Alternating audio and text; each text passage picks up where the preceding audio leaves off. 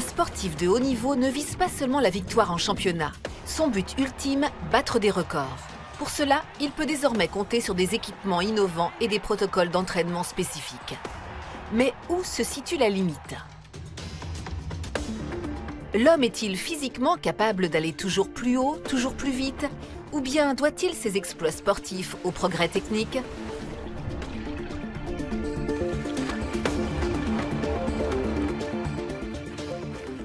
Ah, c'est agréable. Bonjour et bienvenue dans Xenius, sous le soleil de la Côte d'Azur. Bienvenue sur la plage de Carqueiranne, aujourd'hui ici dans le Var. Oui, et comme vous voyez, on est déjà en train de s'échauffer parce qu'aujourd'hui, on ne veut pas battre des records du monde, Non, pas aujourd'hui, vraiment. mais on veut bien faire don de notre corps à la science, dans le sens propre du terme. Ouais, et pour ça, on a la mer Méditerranée derrière nous, le sable sous nos pieds et à nos côtés, tadam, Thierry Bernard. Bonjour. Alors Thierry Bernard, vous êtes triathlète, respect, et vous êtes aussi chercheur au laboratoire de motricité humaine, le LAMES, à l'Université de Toulon, et vous étudiez jusqu'où peuvent aller les performances des athlètes de haut niveau. Tout à fait, on essaye modestement d'apporter notre contribution. Et vous avez préparé un test pour optimiser aussi nos performances. Oui, tout à fait, donc je vous invite à nous suivre. Ça va être chaud. Il va y avoir du sport aujourd'hui en tout cas. Et la course à pied, ce qu'on vient de faire, c'est aussi le sujet de notre premier reportage. On a organisé une petite compétition entre deux grands athlètes, un ancien champion du monde et un espoir. Jeux olympiques d'été de 1936 à Berlin. Jesse Owens court le 100 mètres en 10 secondes et 30 centièmes, devenant ainsi l'homme le plus rapide du monde. Depuis 2009, c'est Usain Bolt qui détient le record avec 9 secondes 58. 7 dixièmes de seconde de moins que Jesse Owens, un écart de taille.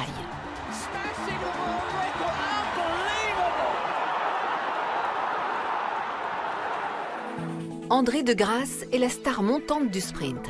Dès ses premières courses, le jeune Canadien a laissé ses adversaires sur place. Il a ensuite remporté 2 médailles d'or lors des Jeux panaméricains. Au championnat du monde de 2015, il a affronté Usain Bolt, le roi de la discipline, et à la surprise générale a remporté le bronze avec 9 secondes et 91 centièmes. Je savais que je devais tout donner face à ces coureurs. Félicitations! Vous aviez déjà entendu parler de lui au début de la saison? Non, pas du tout. Belle performance, mec. Vraiment, bravo. Nous proposons un défi hors du commun à André de Grasse. Se mesurer à Jesse Owens, le héros de 1936. Mais pas sur une piste d'athlétisme moderne en tartan, et surtout sans chaussures dernier cri. Retour en 1936 aux Jeux olympiques d'été de Berlin. Jesse Owens participe à 4 épreuves. Pour chacune d'entre elles, l'athlète noir remporte la médaille d'or sous les yeux furieux des nazis. Lors du 100 mètres, il établit même un nouveau record du monde. Il porte des chaussures spécialement confectionnées par Rudolf et Adolf Dassler, les fondateurs de Puma et Adidas. Jesse Owens a donc remporté la victoire dans des chaussures allemandes sans qu'Hitler les sût.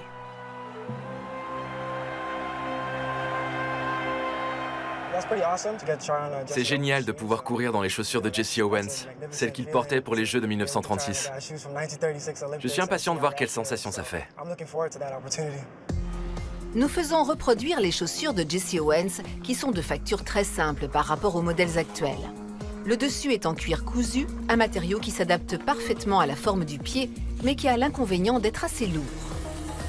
Pour éviter de glisser sur la piste en cendré, les chaussures de l'époque étaient munies de longs clous. Nous les faisons essayer à André. Elles sont superbes. Ça fait quel effet? C'est bien. Je pense pouvoir faire 10 secondes 30. Mais André doit composer avec une autre difficulté. Courir sur une piste en cendré et sans starting block. Un simple trou dans la cendrée lui servira de point d'appui pour le départ. Tu tentes le coup? Prêt? Courir dans ces conditions demande un temps d'adaptation. Les sprinteurs d'aujourd'hui sont habitués à d'autres chaussures et à des revêtements synthétiques, puisque les pistes d'athlétisme sont désormais en résine de polyuréthane, plus ferme et antidérapante. Tout est fait pour que la piste et les chaussures s'accordent au mieux et que l'énergie de chaque foulée soit restituée au maximum. La technicité des équipements est encore affinée grâce à un système de caméra vidéo qui permet de décortiquer le mouvement des coureurs. Principale qualité des chaussures d'athlétisme modernes, leur grande stabilité et légèreté. Lors des Jeux Olympiques de 2012, pour la première fois, une chaussure est passée sous la barre des 100 grammes. Un poids plume rendu possible par le carbone, cet étonnant matériau à tout faire. Des innovations dont André va devoir se passer pour courir dans les mêmes conditions qu'en 1936. Il devra faire mieux que 10 secondes 3 dixièmes, sans autre compétiteur sur la piste ni public pour l'encourager.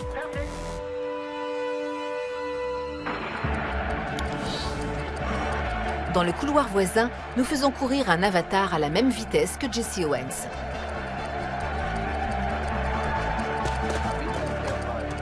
« 11 secondes. André de Grasse a perdu. Je n'ai jamais été aussi fatigué après un 100 mètres. Ça fait une grosse différence. C'était difficile. C'est la preuve que Jesse Owens avait une puissance incroyable.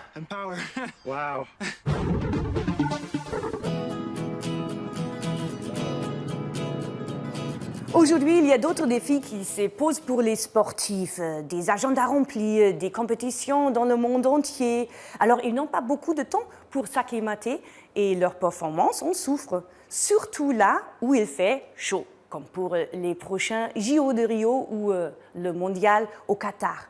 Et c'est ici à Toulon que des chercheurs essayent de contrer ces conditions extrêmes à l'aide d'entraînements spéciaux et de techniques. Il fait déjà bien chaud ici, hein? N'est-ce pas?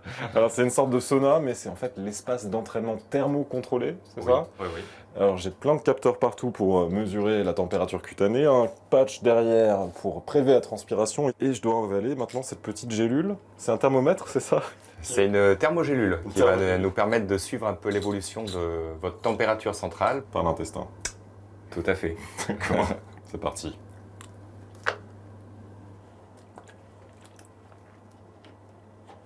Voilà, c'est passé. Alors l'entraînement va consister en quoi? Alors, 2 protocoles d'entraînement différents. Un classique, c'est vous, le vôtre. Ça me va bien. Donc, ça signifie une phase d'échauffement et ensuite une trentaine de minutes à une intensité modérée. D'accord. En revanche, votre collègue, Dote, elle va faire un protocole original. C'est-à-dire qu'il y aura aussi une phase d'échauffement, mais en revanche, on va faire varier l'intensité. Et la température, elle reste comme ça 40, Ah, la c'est quoi, c'est température, 40? elle reste autour de 38. Amuse-toi bien, Pierre. Merci.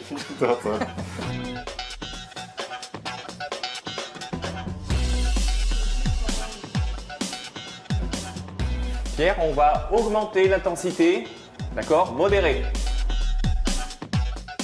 Et ici, on voit la température dans le corps de Pierre. Ça va, Pierre? Pour le moment, ça va. Alors, même s'il pense qu'il garde la vitesse, il devient plus lent. En fait, on lui a demandé de maintenir une puissance constante. Oui. Et en fait, avec la chaleur et la fatigue, peu à peu, sa puissance diminue. Allez.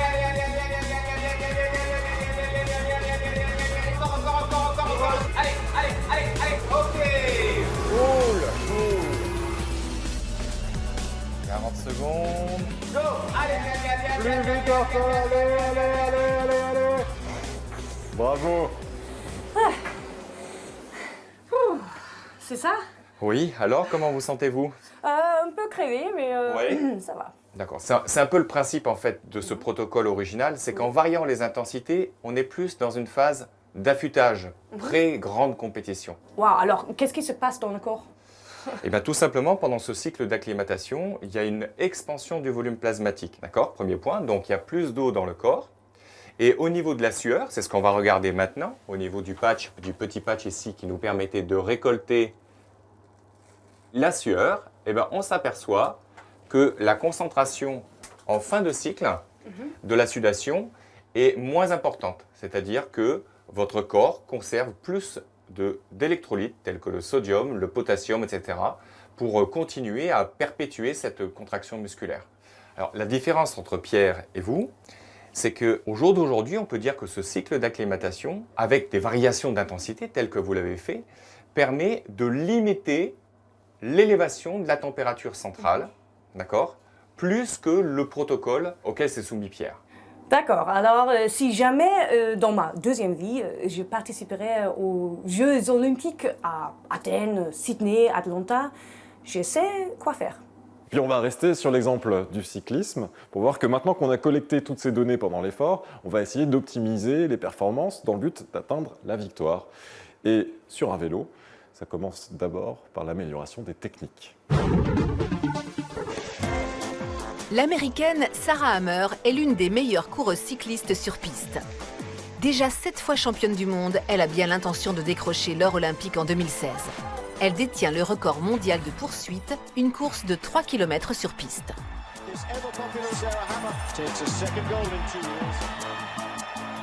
Ses séances d'entraînement et son équipement, en particulier son vélo, sont parfaitement calibrés pour le sprint.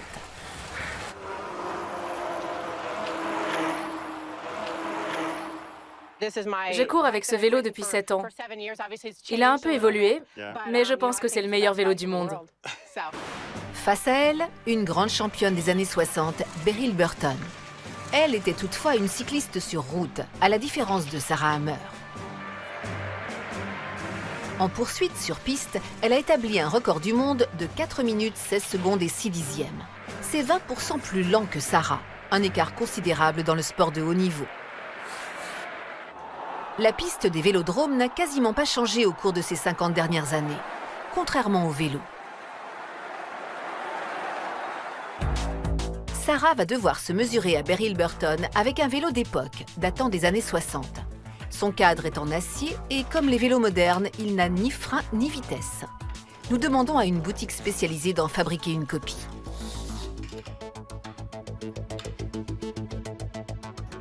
Il est cool et classique. Il faut du temps et de l'amour pour fabriquer ça. Oui. Combien il pèse? À ton avis? Dans les 9 kilos? Oui, je dirais pareil. Ah non. Il pèse 7,7 kg. Pas mal. Le cadre du vélo high-tech de Sarah est en fibre de carbone. Du temps de Beryl, il fallait se contenter de tubes en acier. La structure cristalline des atomes d'acier, très régulière, confère au vélo une grande solidité.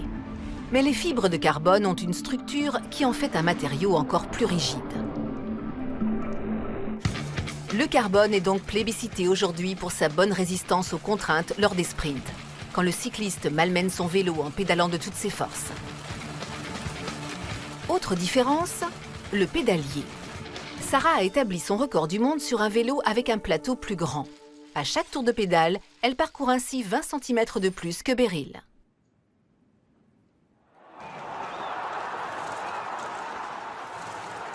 Mais plus la vitesse augmente, plus la résistance de l'air est forte. Pour la réduire au maximum, les coureurs d'aujourd'hui portent des combinaisons aérodynamiques et des casques en pointe. La position et la forme du guidon imposent une posture pratiquement allongée. Le vélo de Beryl, à gauche, oblige à se tenir plus droit, offrant par là même une grande prise au vent. Sarah a l'habitude d'être presque couchée sur son guidon, laissant le flux d'air glisser sur elle. C'est un casque, ça? Oui, c'est sûr qu'il n'offre pas la même protection ni le même aérodynamisme. On appelait ça des casques filets en anglais. La course aura lieu dans le vélodrome olympique de Colorado Springs. Sarah aura la piste à elle seule pour ce sprint sur 3 km. La cycliste parcourt les derniers mètres et passe la ligne en 4 minutes et 12 secondes, soit 4 secondes de moins que Beryl Burton, malgré le handicap posé par le matériel démodé. Comment tu te sens? T'as fait 4 minutes 12. Bravo à Sarah Hammer, une vraie championne en toutes circonstances. Et en comparant les résultats avec ces deux vélos, on se rend bien compte que ce ne sont pas seulement les équipements, les matériaux, les technologies qui se sont améliorés au fil du temps, mais bien aussi les performances des sportifs. Oui, Thierry Bernard, comment est-ce que vous aidez des personnes qui souffrent vraiment de la chaleur? Alors, il existe d'autres techniques, c'est ce qu'on appelle des techniques de pré-cooling, qui consistent à enfiler une veste pendant une trentaine de minutes, voire 1 heure avant. C'est ce que nous allons faire. Ça, c'est ma taille? Voilà, c'est votre taille, c'était prévu pour. Eh bien, on peut retarder les effets C'est froid. de manière à atténuer l'élévation de la température, la retarder Est-ce qu'il y a des dents? de la glace. Ah, c'est pour ça. Vraiment, c'est de la glace. Waouh, Voilà. c'est pour ça. Mais attendez, ce n'est pas risqué pour la santé si je fais croire à mon corps qu'il ne fait pas chaud et que je peux aller plus loin, peut-être trop loin? Non, mais en revanche, j'amène du confort au niveau de ma perception subjective Oui. de la difficulté. Et c'est ce qui va me permettre d'aller plus loin dans l'effort, tout au moins au début, parce que je percevrai l'environnement comme moins chaud qu'habituellement. On peut reprendre exactement le même protocole. La perception de l'effort sera plus faible après avoir porté cette veste, cette cryo-veste. Tiens, Bonne chance, Nathan. merci. On voit bien l'augmentation là sur la courbe. Ouais. Et de votre côté, vous avez vu une différence déjà? Ok, oui, quand on compare les températures, là c'est ce qu'on a actuellement. Alors au niveau de la poitrine, Ça c'est en ce moment avec la cryo 26,8. et sans la ouais. cryo. 35,1.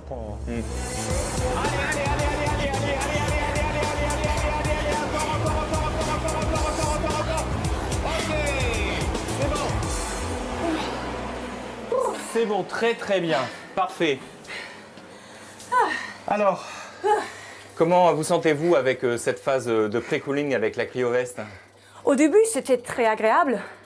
Mais après, j'ai remarqué qu'il y avait une chaleur très forte sur mon visage, mais pas sur le bras. Alors oui, j'avais vraiment l'impression que ça marche. Ma compassion pour vos sportifs professionnels qui doivent faire ça chaque jour, j'imagine. Hein. Eh oui. En effet, une phase d'acclimatation courte nécessite de devoir réaliser ce type d'entraînement 5 fois dans une semaine. Les vêtements technologiques semblent être à la mode en ce moment. Ce genre de gadget ici a même fait son entrée à la piscine. Pour la natation, on ne sait pas la température qui importe, mais la forme. Les équipementiers sportifs, toujours en quête d'efficacité, innovent sans cesse avec de nouveaux matériaux et tenues. Plus la combinaison du nageur offrira une bonne compression, plus il sera rapide. Le secret réside dans le matériau utilisé. Des fibres de polyuréthane ou de carbone emprisonnent littéralement le corps du nageur, réduisant ainsi la résistance dans l'eau et la traînée. Mais cette innovation a aussi déclenché de vives polémiques. Paul Biederman est quadruple champion du monde et recordman du 200 mètres nage libre. Des titres obtenus lors des championnats mondiaux de 2009 à Rome. Paul Biederman portait alors la X-Glide, une combinaison intégrale de dernière génération. Et de nombreuses critiques ont suivi ses victoires. Il a pu conserver le record et son titre, mais les combinaisons intégrales sont désormais interdites en compétition.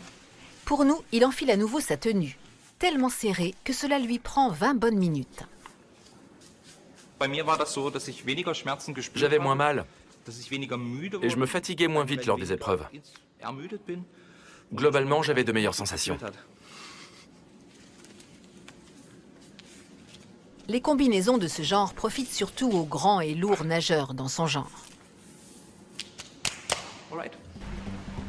La combinaison a un effet de compression grâce à un matériau innovant.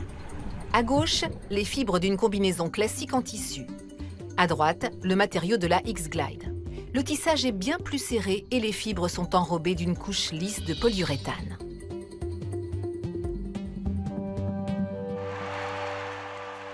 Quel résultat Paul peut-il obtenir sans sa combinaison miracle et dans les mêmes conditions qu'autrefois? Les Jeux Olympiques de 1972 ont été le sacre de l'Américain Mark Spitz.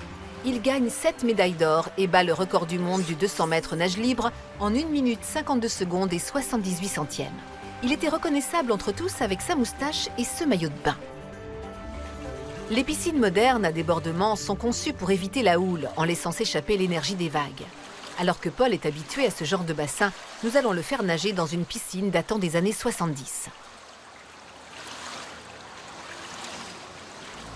Les hautes parois renvoient les vagues, ce qui handicape le nageur.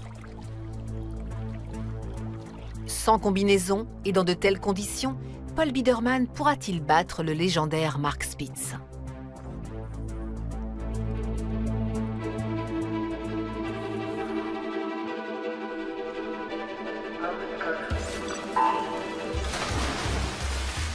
C'est un départ rapide. L'avatar de Mark Spitz est réglé pour atteindre l'extrémité du bassin au même moment que le vrai nageur lors de son record mondial. À mi-course, ils sont aussi rapides l'un que l'autre.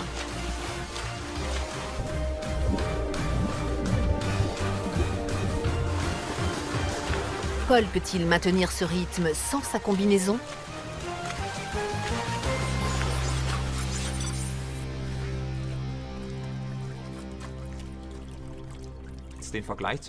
J'ai encore plus de respect pour Mark Spitz en essayant de faire presque aussi bien que lui il y a 40 ans. On se rend compte des conditions et du type de bassin dans lequel il nageait. Gagner 7 médailles d'or comme ça, c'est hallucinant. On prend vraiment conscience de ce que cela impliquait. Respect pour ces sportifs hors normes qui ont marqué l'histoire. Thierry Bernard, pensez-vous qu'un jour, nous aurons atteint la limite des possibilités de notre corps? Oui, c'est une grande question qu'on se pose depuis de nombreuses années, que ce soit les scientifiques ou les entraîneurs. Donc, on peut penser que, oui, que les records continueront d'être battus grâce à la technologie, la miniaturisation des outils. Ce type de vêtements, par exemple, qui intègre des capteurs. Donc aujourd'hui, on arrive à avoir un signal cardiaque, puis on travaille sur l'incorporation, l'intégration de capteurs thermiques. Comment ça marche? Ça veut dire qu'il y a des capteurs à l'intérieur du t-shirt? Oui, en effet, regardez, à l'intérieur de ce t-shirt, on y trouve des capteurs, des sensors qui sont intégrés au sein même de la fibre et qui permettent de recueillir un ECG. Bon, là, je viens de le bouger, il va être de meilleure qualité ici sur l'écran. C'est en direct? Et donc là, oui, on fonctionne tout à fait en direct. Votre électrocardiogramme en direct? Tout à fait. Adam Van Koeverden est un kayakiste canadien qui a gagné l'or sur 500 mètres lors des Jeux Olympiques d'Athènes en 2004.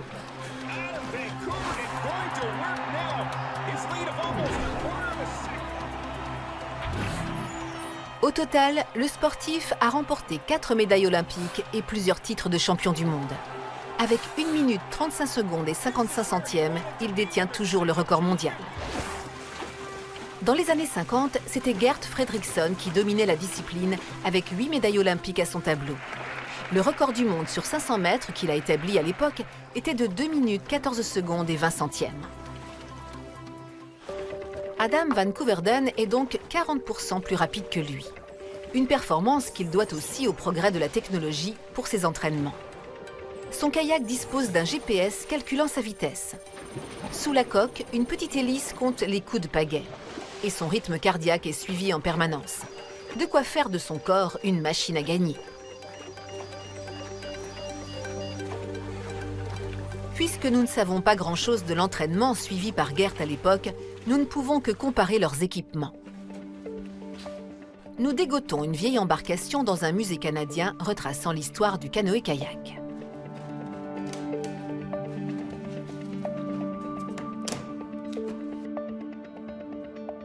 C'est un modèle presque identique à celui utilisé par Gert Fredriksson en 1948.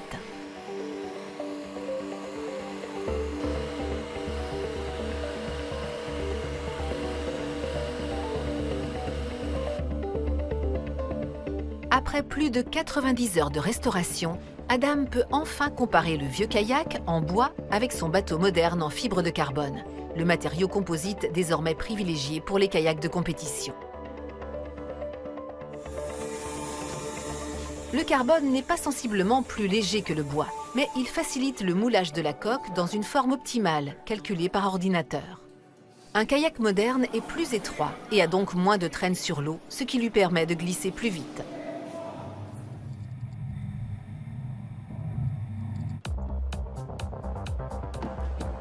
Adam prend place dans le kayak restauré pour la première fois. L'ancienne pagaie, plus lourde de 400 grammes, est aussi en bois, un matériau souple. Les pagaies modernes sont plus rigides, avec une forme en cuillère permettant de déplacer bien plus d'eau, donc de gagner en propulsion et en vitesse. Lors de son record du monde en 1948, avec 2 minutes 14 secondes et 20 centièmes, Gert Fredriksson a atteint une vitesse de 12,6 km/h. Au bout de 400 mètres, Adam a déjà de l'avance. Pourra-t-il tenir le rythme jusqu'au bout?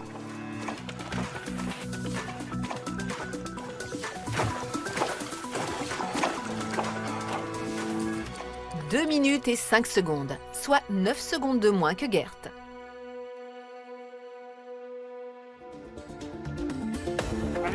Avec un peu d'entraînement, je pourrais passer sous la barre des 2 minutes.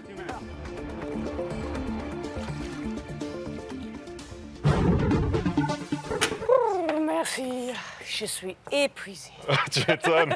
Oui, mais aussi impressionnée par tout ce qui est mis en œuvre pour le sport, qu'il y a encore des centièmes de secondes à gagner. Ouais, parce que pour le moment, on n'a pas encore atteint les limites de nos capacités physiques, hein. Les chercheurs ont encore une multitude de petits détails à étudier, à explorer, pour repousser toujours plus loin les performances et pour les pousser surtout vers le haut, vers l'or, et décrocher peut-être le prochain record du monde, hein. Ah oui, et c'est important que la tête suive et que le dopage reste en dehors du terrain. Ouais. Alors restez curieux et à la prochaine. Au revoir. Et restez sportifs. À très bientôt, salut.